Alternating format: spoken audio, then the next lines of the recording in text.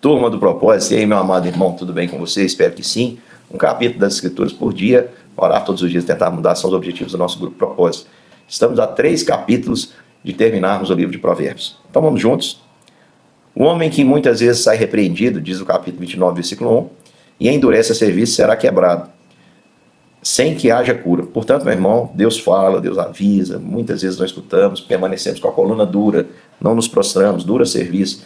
Então somos quebrados sem que haja cura, sem que haja o direito de dizer assim, espera um pouquinho que eu vou mudar. Não, vem repentinamente a mão do Senhor para o nosso próprio bem. Então mude, não seja mudado, pare, não seja parado, porque é melhor você ouvir do que endurecer o seu coração, meu irmão.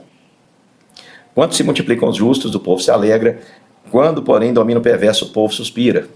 Ai, vamos suspirar então, porque temos sido dominados por perversos de maneira genérica. Todos os poderes estão tomados aí por pessoas declaradamente, na prática, inimigas de Deus, porque devoram os pobres, as viúvas, cobram impostos, como nós vamos ver aqui nesse capítulo, tem um versículo sobre isso.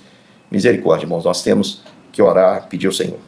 O homem que ama a sabedoria alegra o seu pai, mas o companheiro de prostitutas desperdiça os seus bens. Então, o filho que obedece alegra o pai, e quem é amigo de prostituta vai perder tudo. Quem vive na devassidão, irmãos, ali está uma pessoa desprovida de sabedoria. Não dá para ser sábio e praticar impiedade, porque o princípio da sabedoria é o temor do Senhor. O rei justo sustém a terra. Olha só, o rei justo sustenta a terra, mas o amigo de impostos a transtorna. O rei justo sustenta e o ladrão rouba. Olha como temos sido assaltados de uma maneira brutal por este governo. Temos pagado cada vez mais tributos e não tem limite para crescer os tributos. Já foram trilhões e trilhões de tributos. Isso impede que o trabalhador tenha um recurso na sua mão. Nós vamos pagando pelo serviço público que nunca chega até nós com qualidade. É triste você que já teve que depender de um serviço público. Você sabe que é a pior coisa do mundo, é o pior serviço prestado, infelizmente. E a gente precisa pedir a Deus para que tenha misericórdia de nós, que tenha misericórdia da nossa nação, e que de fato levante homens justos que vão suster a nação e não roubá-la. O homem que lisonjeia o seu próximo arma a rede aos seus passos. Cuidado com os elogios, nem sempre fazem bem. Cuidado com elogios precipitados e jamais elogie alguém indevidamente. Você pode destruí-lo.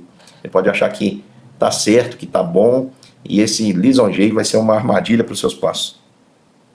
Informa-se o justo da causa dos pobres, mas o perverso de nada disso quer saber. Você conhece gente assim, que você compartilha a necessidade de alguém e finge que não está nem ouvindo? Pois é, você está diante de um perverso. O perverso finge que as coisas que acontecem ao redor não são da conta dele. Tem gente que é tão perversa que isso pode acontecer dentro da sua casa, que a pessoa tenta jogar para o outro.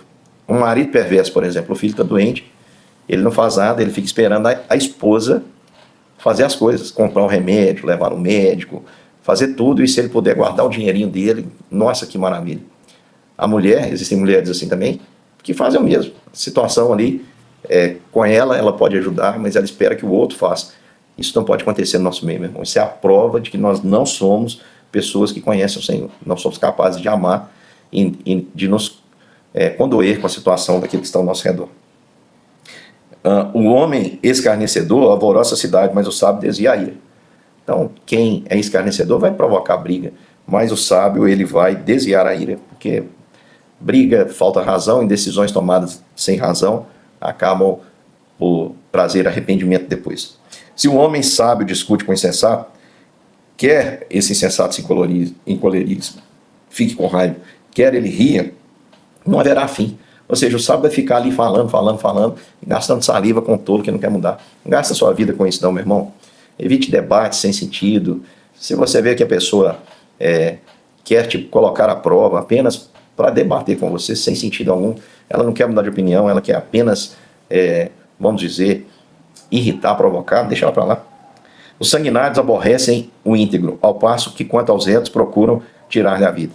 Os insensatos, meus irmãos, os sanguinários, eles odeiam o íntegro e o reto. E o modo deles de operar é o mesmo. Eles tentam matar, porque eles não podem argumentar. Eles tentam matar. É desde o tempo de Daniel. Daniel orava a Deus, não tinha que ser acusado. Então fizeram uma lei que não podia orar ao Senhor. Porque sabiam que o íntegro, o reto Daniel, só seria pego se houvesse alguma coisa que era correta e fosse considerada incorreta à luz da lei daquela época. E eles colocam então um decreto que ele não poderia orar, mas o modus operandi é o mesmo. Eles tentam assassinar, porque eles não podem tocar na reputação, não podem falar nada, porque não há o que acusar alguém que anda retamente. O insensato expande toda a sua ira, mas o sábio, afinal, lhe reprime. Então tem gente que faz aquele auê, aquele show, achando que é alguma vantagem, e na verdade, irmãos, isso é a prova de falta de domínio próprio. Se o governador dá atenção a palavras mentirosas, virão a ser perversos todos os seus seres. Então, nós precisamos estar atento ao que nos falam. Nem tudo que nos falam é verdade. Cuidado, não ouça só um lado, não seja precipitado em acreditar. Verifique todas as coisas. O pobre e o seu opressor se encontram, mas é o Senhor que dá a luz aos olhos de ambos. O pobre e o opressor. O que eles têm em comum? Deus deu os olhos a cada um para que eles possam saber o que estão fazendo e escolher. Isso é claro nas Escrituras, é um paradoxo. Deus é soberano, mas o homem também é responsável. Então, Deus é 100% determinador de tudo que acontece e o homem é 100% responsável. Você fala, pastor, mas não tem sentido nenhum. Não tem, meu irmão. O que a Bíblia diz não é para ser entendido pela lógica, foge à lógica, à compreensão limitada humana, mas é assim. Então, os olhos do opressor e do pobre são os mesmos. Eles tomam decisões com bases nos seus pressupostos, mas todos os dois enxergam. Os dois enxergam. Não tem nenhum fazendo porque é cego. Estão fazendo conscientemente. O rei que julga os pobres com equidade firmará o seu trono para sempre. Então, aqui, se você julga os pobres com equidade, o rei julga os pobres com equidade, firmará o trono para sempre.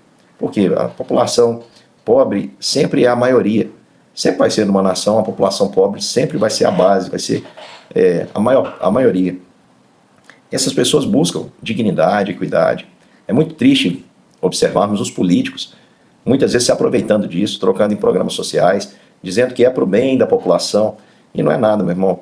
Nós temos uma nação hoje desconstruída, temos um fenômeno muito interessante, ao mesmo tempo que cresce o número de empregos, cresce o número de desempregados. Qual a conclusão que nós chegamos? Por que tem tanto crescimento de desempregado e tanto crescimento em vaga de emprego? O pessoal não quer trabalhar, quer viver de recursos sociais. Então, julgar o pobre com equidade não é ficar dando para ele o pão, mas dar para ele os meios para que ele possa plantar o trigo. Não é ficar dando peixe, mas é ensiná-lo a pescar. É ensiná-lo como deve ser feito, é dar as mesmas oportunidades de estudo, saúde, estradas boas, enfim, seria isso, segurança, mas a gente sabe que está muito longe disso. Diz assim, a vara e a disciplina dão sabedoria, mas a criança entrega a si mesma e envergonha sua mãe. Criança não pode ser entregue a si mesma, irmão. Pai e mãe precisam exercer a autoridade dada por Deus e disciplinar seus filhos, para que não passem aí vergonha, não passem chateação. Quando os perversos se multiplicam, multiplicam-se as transgressões, mas os justos verão a ruína deles. Amém. Multiplica os perversos, multiplica as transgressões, e por se multiplicar a iniquidade, às vezes nós ficamos desanimados, o amor se esfria, mas aqui diz que os justos verão a ruína deles. E vê, meu irmão, parece demorar, mas daqui a pouco nós vamos assistir e vamos agradecer a Deus e vamos dizer para Deus, Deus, não poderia ter sido melhor. Corrige o teu filho e ele te dará descanso, dará delícias à tua alma. Que coisa maravilhosa, irmãos, é uma família onde os pais têm autoridade. Que bênção, que coisa linda quando um pai fala para o filho e o filho obedece. Um ambiente de respeito, de carinho. Isso é maravilhoso, não tem preço. Não havendo profecia, o povo se corrompe, mas o que guarda a lei, esse é feliz. Então o povo precisa ouvir a palavra. A gente tem hoje em dia uma desconsideração da palavra no culto. E não pode, meu irmão. O culto é todo ele importante, o culto que nós prestamos ao Senhor, mas o principal é a palavra de Deus que nós alimentamos. Nós precisamos desse alimento todos os dias, porque se nós não tivermos conhecimento, nós seremos destruídos. Não havendo profecia, a pregação da palavra, o anúncio da vontade de Deus, o povo se corrompe. Mas o que guarda a orientação do Senhor, esse é feliz. O servo não se emendará com palavras, porque ainda que entenda, não obedecerá. Esse versículo é um versículo complicado para os nossos dias, porque nós não temos o regime de escravidão, graças a Deus. Mas aqui diz que muitas vezes um empregado não basta palavras, ele vai ter que sofrer uma punição. Imagina alguém que falta no serviço injustificadamente. E ele ainda não... E você fala, chama atenção, diz que está errado, e ele não se emenda. Qual é a chance que esse indivíduo tem de mudar? Quando ele começa a sentir as punições. Quando ele recebeu desconto do seu salário, quando ele for mandado embora por justa causa. Assim ele vai sentir. Nem sempre as palavras conseguem trazer o efeito que precisamos. Tem visto um homem precipitado nas suas palavras, maior esperança há para o insensato do que para ele. Então, se você tem um sábio que fala sem pensar, ele é pior do que um tolo, um insensato calado. Então, meu irmão, fique em silêncio. Aqui diz no livro de Provérbios que até o tolo se passa por sábio em silêncio. Não seja precipitado no falar. Se alguém animar o escravo desde a infância, por fim ele quererá ser o filho. Preste atenção. Então está dizendo aqui que a gente tem que tratar mal? Não, meu irmão. Está dizendo que você precisa separar as funções. Preste atenção, você pode ser amigo, a Bíblia até ordena que os servos e o Senhor, lá no Novo Testamento, se tratem como irmãos, mas isso não exclui os papéis, tá? Uma coisa é uma coisa, outra coisa é outra coisa. Você não deve tratar, por exemplo, imagina que você tem um empregado, você contratou para determinada função, e a sua amizade com ele é tão grande que chega um ponto que ele para de cumprir aquela função e você tem que começar a cumpri-la. Você inverteu os papéis. Isso não é lógico, não é? E na hora, dependendo do grau de amizade, se você for chamar a atenção, fica difícil. Então, meu irmão, cada um no seu papel, seja um bom patrão, se você tem funcionário, um bom patrão, pague o melhor que você puder, trate da maneira melhor que você puder, mas deixe claro que você é quem está contratando, que você é o empregador, que você pode exigir. Né? Se você está fazendo a sua parte, você pode exigir, e ele tem um dever de obedecer, e assim por diante. O irancudo levanta contendas e o furioso multiplica as transgressões. Então, gente brava vai trazer confusão. É aquela história do ambiente carregado que a gente fala. A pessoa chega, parece que atrás uma nuvenzinha assim, com trovões e chuva. Aqui diz, a soberba do homem o abaterá, mas a humildade de espírito obterá a honra. A soberba leva à destruição, à morte, à ruína, mas a humildade obtém honra. O que é a humildade? É não achar que é. Se alguém acha que essa pessoa já traz repulsa, já causa repulsa, apenas em mencionar isso. Aquele que não sabe que não é e vive dessa forma, ele é revestido do poder de Deus, é nessa fraqueza que ele se torna forte, e ele vai obter o favor dos homens, porque os homens percebem que ele não está fazendo isso por si só, mas porque depende do Senhor. O que tem parte com o ladrão aborrece a própria alma, ouve maldições e nada denuncia. Preste atenção, quem tem parte com o ladrão está destruindo a sua própria identidade. Então, se você está em algum negócio escuso, ilícito, sai fora, meu irmão, em nome de Jesus.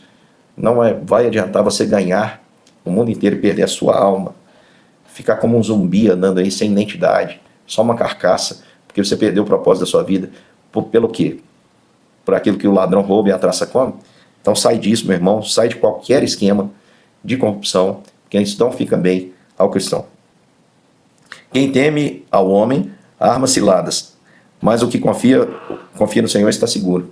Então quem teme ao homem, vive colocando armadilhas, vive preocupado, gasta a sua vida inteira se protegendo de possíveis ataques dos outros. Mas quem confia no Senhor vive sem temor, porque sabe que o Senhor é a sua segurança, é seu porto seguro.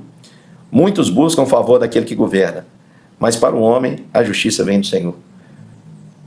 Amados, é verdade. Nós podemos buscar a justiça com os juízes dessa terra, mas a gente sabe, a justiça verdadeira ela vem do Senhor e não tarda. A justiça do homem você pode ter certeza, vai falhar, mas é de Deus nunca. Para o justo, o iníquo é a abominação, e o contrário é verdade, que diz que o reto no seu caminho é abominação para o perverso. Então, para o justo, o iníquo, aquele homem que vive sem temor algum, desenfreadamente no pecado, ele é uma abominação, é algo que não é suportável. Ao mesmo tempo, para o iníquo, para o perverso, o caminho do reto é para ele abominação, porque ele não entende como aquele homem vive dessa forma, porque ele não tem o Espírito de Deus. Então que bom que nós somos abominação para ele. Se o mundo nos odeia, é um sinal de que nós estamos vivendo a vontade de Deus. Meu irmão, Deus te abençoe e até amanhã para mais um capítulo das Escrituras.